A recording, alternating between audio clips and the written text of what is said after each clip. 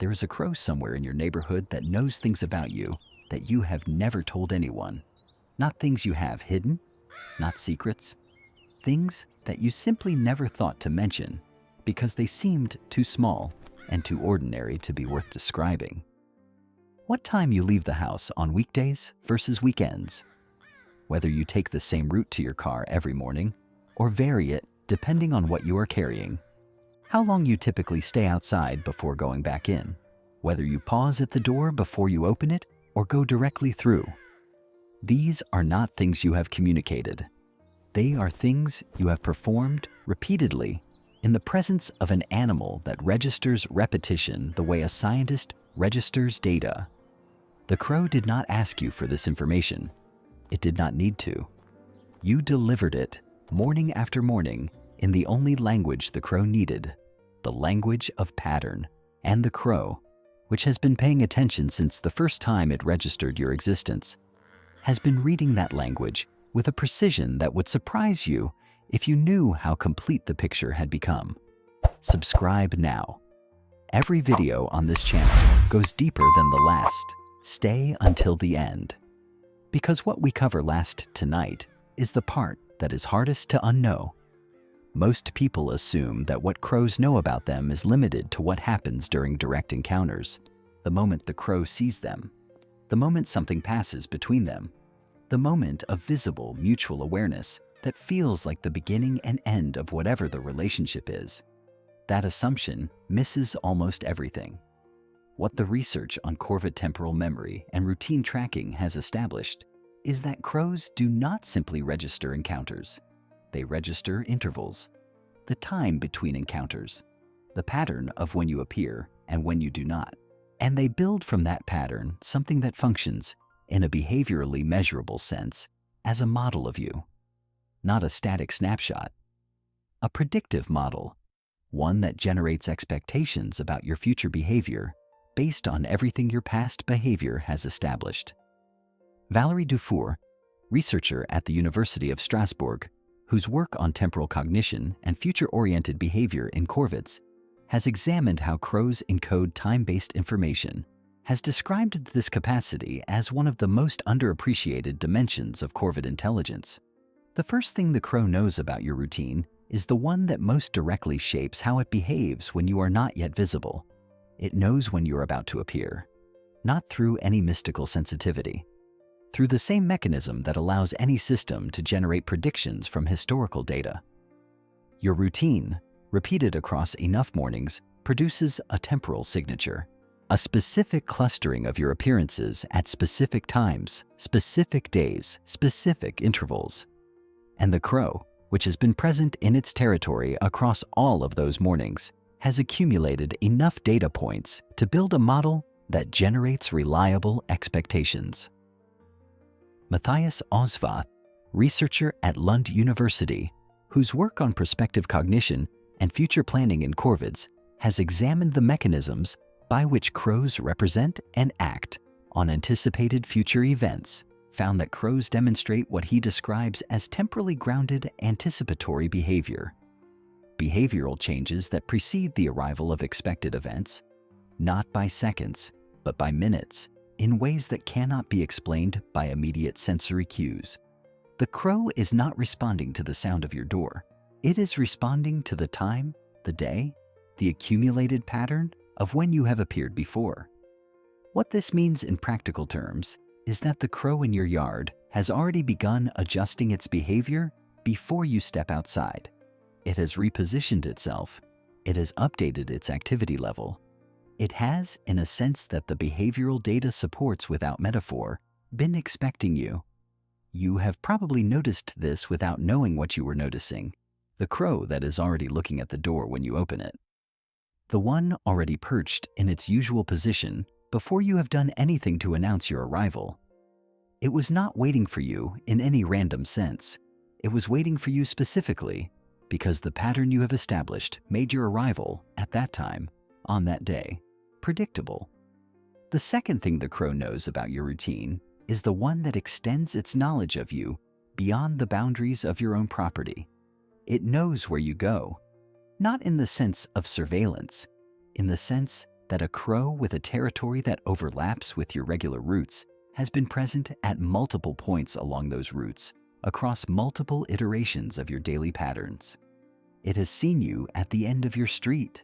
It has seen you at the parking lot 2 blocks away. It has seen you at the places you visit with enough regularity to have become part of the landscape those crows inhabit. Sarah Shuttleworth, researcher at the University of Toronto, whose foundational work on spatial and temporal memory in animals established many of the theoretical frameworks the field still uses to interpret corvid cognition, found that the spatial memory systems of corvids are integrative systems that bind location information with temporal information and individual identity information into unified representations. The crow does not remember a location in isolation. It remembers who was at that location, when, and with what behavioral characteristics. What this means is that the crow's knowledge of your routine is not confined to the moments when you are in direct proximity to it. It has been assembled from multiple observation points by multiple members of a social network that shares information. The picture it has built of where you go and when is more complete than you would expect from a single observer, because in a meaningful sense, it was not assembled by a single observer. The crow knows your routes. It learned them the same way it learns everything, by being there while you traveled them. Researchers did not expect to find this. When the temporal memory data and the spatial tracking results began producing consistent findings, the field had a satisfying explanation for why corvids demonstrated these capacities. The explanation was foraging. Crows that remember when and where food sources become available have a survival advantage. The temporal and spatial precision of corvid memory, the reasoning went, evolved in the service of finding food more efficiently. The cognitive sophistication was real, but it was bounded by a clear adaptive function. Then, Rito Zak, researcher at the University of British Columbia, whose field studies of crow foraging behavior and memory have produced some of the most careful longitudinal data on how crows use temporal information in natural settings, found something that did not fit the foraging framework cleanly. Crows were tracking human routines with a precision that exceeded what foraging optimization alone would require. They were registering aspects of human temporal patterns that had no direct food association, schedule deviations that carried no feeding implications, behavioral variations that were informationally irrelevant from a pure foraging perspective. The crows were not tracking humans because humans led them to food. They were tracking humans because humans were, in themselves, a category of information worth maintaining detailed and current records on. Zak's data suggested that the crow's interest in human routine was not instrumental in the narrow sense. It was something closer to socially motivated information gathering. The crow tracks your schedule for the same reason it tracks the schedules of other crows in its network, because knowing what the individuals in your environment are doing and whether they are behaving as expected or unexpectedly is itself a cognitive resource that pays dividends across a wide range of situations the crow cannot anticipate in advance. You are not a food source to the crow that knows your routine. You are a social entity whose patterns are worth understanding. That is a different and considerably more unsettling category to occupy. And what comes next is what changes everything. The fourth thing the crow knows about your routine is the one that most people find the hardest to sit with once they understand its implications. The crow knows when you deviate from it, not just that something is different, specifically that you are behaving differently from the pattern it has established for you as an individual. The deviation registers as information. It triggers a measurable change in the crow's behavioral response to your presence. And it persists in the crow's updated model of you in a way that influences how it responds to you on subsequent days. Jennifer Rasmussen, researcher at Purdue University, whose work on circadian rhythms and temporal memory in birds has examined how avian cognitive systems process time-based deviations from expected patterns, found that corvids show heightened attentional responses to individuals whose behavior deviates from established baseline patterns. The heightening is not simply a startle response. It is sustained. It drives increased observation across the encounter and produces behavioral changes that persist into subsequent encounters. The crow is not just noting that something was different today. It is updating its model of you to incorporate the fact that you are capable of being different and adjusting the confidence level it assigns to its predictions about your future behavior accordingly.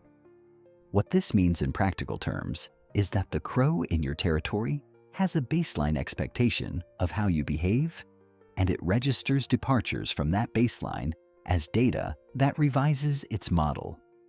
The day you came outside at an unusual hour, the week your routine collapsed because of something happening in your life, the morning you moved faster than usual, or slower, or stopped somewhere you do not typically stop.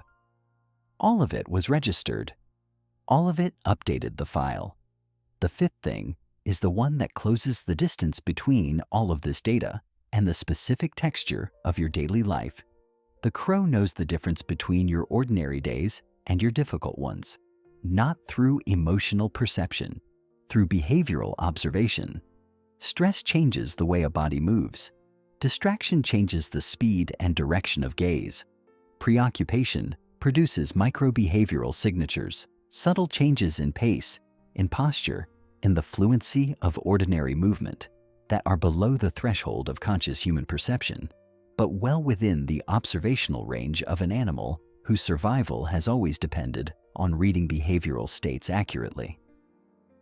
Louis Lefebvre, researcher at McGill University, whose comparative work on behavioral innovation and cognitive flexibility across bird species has examined observational precision and social intelligence in corvids, found that the behavioral sensitivity of corvids to subtle changes in the individuals they track regularly is significantly higher than the sensitivity they show toward unfamiliar individuals. The crow that knows your routine is not applying a generic template for reading human behavior. It is reading you specifically against a baseline it has built from direct observation of you across time.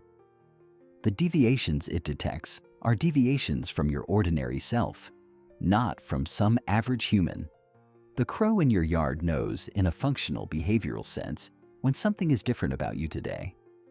It does not know what, but it knows that the person walking out the door this morning is not quite the same as the person who walked out the door last Tuesday, and it has already adjusted its behavioral posture accordingly.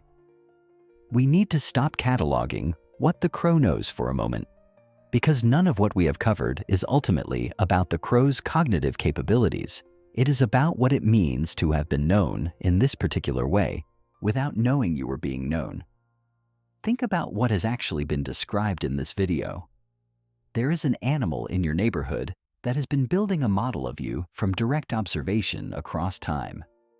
A model that includes when you appear, where you go, what your baseline behavior looks like, and when you are departing from it. A model that was not assembled from anything you chose to share.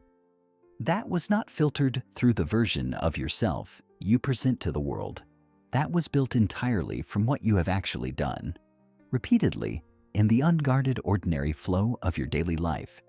Mathias Osvath, whose work on perspective cognition in corvids has always pushed toward the harder implications of what the data shows, has noted that the capacity to build and maintain predictive models of specific individuals over time is central to how crows navigate the social world they inhabit. They do not experience their environment as a collection of objects and events. They experience it as a network of known individuals with histories, patterns, and predictable futures. You are one of those individuals. At the beginning of this video, I told you there is a crow somewhere in your neighborhood that knows things about you that you have never told anyone. And I told you that what we covered last would be the part that is hardest to unknow. Here it is. The reason what crows know about your routine is difficult to sit with is not the privacy dimension, though that is real. It is not the strangeness of being observed by an animal you barely registered as present. It is something more specific. It is the quality of the knowledge. The crow's model of you was built from observation, not from self-report. It was not filtered through your intentions or your self-image. It was assembled from the raw data of your repeated behavior across time, in the moments when you were not thinking about how you were presenting yourself, in the intervals between the parts of your day that felt meaningful enough to pay attention to. Sarah Shuttleworth, whose theoretical frameworks for understanding animal memory have shaped how the field interprets what corvid cognition is actually doing when it tracks individuals over time, has noted that the kind of memory crows deploy in building individual human profiles is not episodic in the human sense. It is something she describes as pattern memory with individual anchoring, not a sequence of remembered moments, a distillation of repeated behavior into a stable model that generates predictions. The crow does not remember Tuesday. It knows you, the version of you that exists across all the Tuesdays you have lived through without thinking about who was watching. That version is the most accurate one anyone has. Something I want to know before you go. Think about the crow you see most regularly, the one that appears in the same place often enough that you have started to expect it without consciously deciding to. Whether you have ever had the sense, even briefly, that it was already expecting you. Not proof, not certainty. Just a moment where the timing felt too precise to be coincidence, where the crow was already there, already oriented, already waiting in a way that suggested the morning had been anticipated rather than reacted to. Tell me about that moment in the comments. I read every one of them. See you next time.